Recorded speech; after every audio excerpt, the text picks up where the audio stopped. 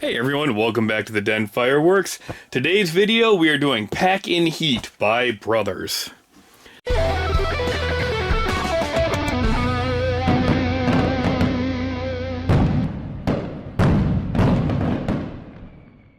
This is a 24 shell kit of 6-inch double breaks.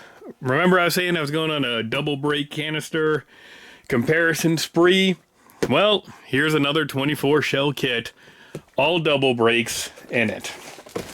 So on the back, we do have a list of effects. I'll see if those are all in order, but we got brocades and blue peonies, all kinds of nice effects to look at. And let's see how these double breaks do.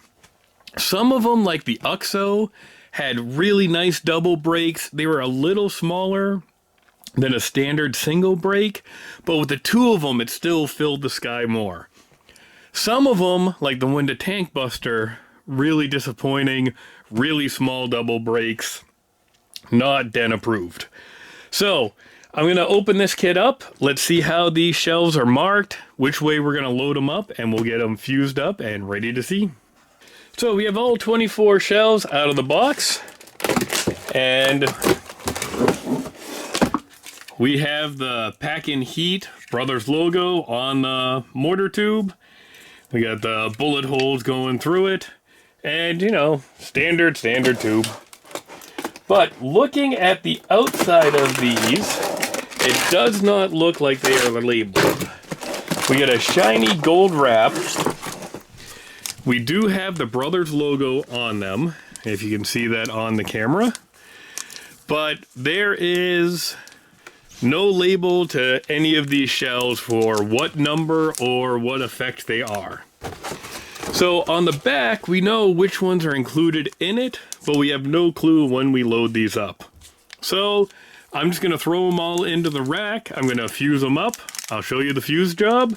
And let's see if these are good double breaks, if they're disappointing double breaks, and how they look. This isn't the only Brothers kit I've had without any labels.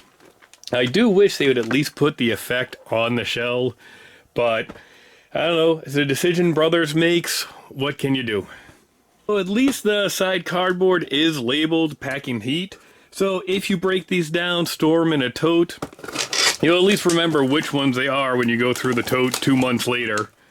Which, that is nice, because I still have some mystery shells that I could have sworn I'd remember what name they are. But, nah, they're just in a tote, and I think maybe I know. I'm getting ready to trim the fuses, and I just have to laugh, because, like, the T-Sky 6-inch had short fuses on it. I only had to trim a little. These ones, Brothers, just has to be like one size fuse fits all. Because here we are in number 5, and I can reach all the way over to number 3 with the fuse that's on that canister shell. They are just insanely long. But what I like to do when I'm fusing these up is I hold the canister shell up kind of like a plumb bob and get that first zip tie on in the middle. And then I come through after, and then I trim the fuses. So I'll stretch it out so we're right about the start of the tube, and then just give it a cut, go to the next one, give it a cut, and that way all these fuses are pretty much nice and close where I want them. I used to trim all the fuses first and then put on the zip ties, and I'd have some that were a little short, some that were longer or too long that I'd still have to trim it out after. And I find doing it this way, it saves me time. I only am doing one cut to trim it, and I know where that first connection point is, so I can get them pretty close to how I want them. So that's how I do it when I use zip ties. I'm sure everyone has their own method and system, but this is just the way that really works well for me to try and get that timing pretty good.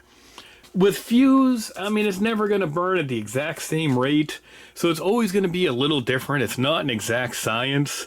But this, I think, looks kind of neat. It's clean, and I have a little more control over where I'm going to be starting off the actual canister shell fuse. Anyway, I'm going to get back to doing this up, and I'll show you the finished touches after. Alright, so I finished off the packing heat side of the 50-shot rack. I went with the 16 to 20 second blue safety fuse.